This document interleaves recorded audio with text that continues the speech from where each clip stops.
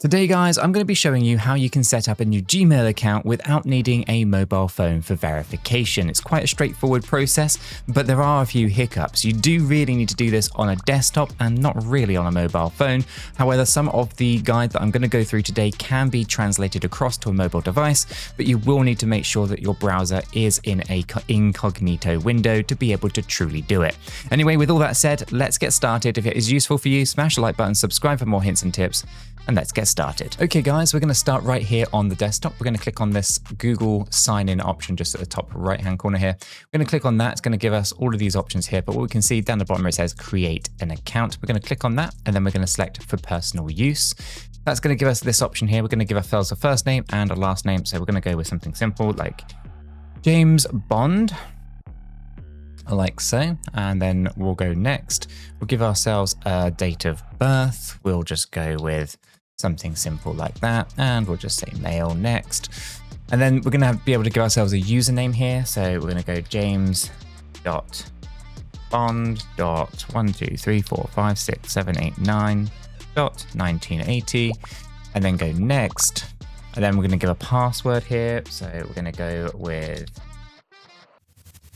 something like this. Hopefully this will actually work. And click next. It says it's not strong enough, so we need to make it stronger. Let's come up with a new, slightly stronger password then.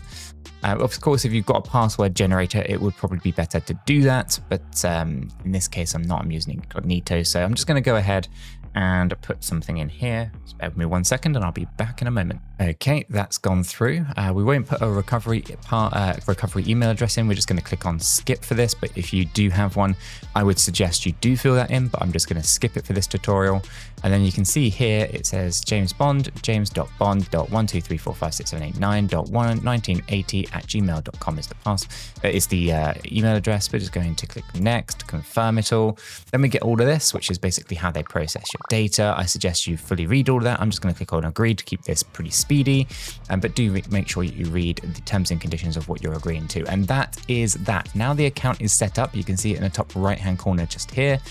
What we can do, of course, is go through a lot more of the details. You can see here that it is saying add a recovery phone, and that's why we have this. We can dismiss that, of course.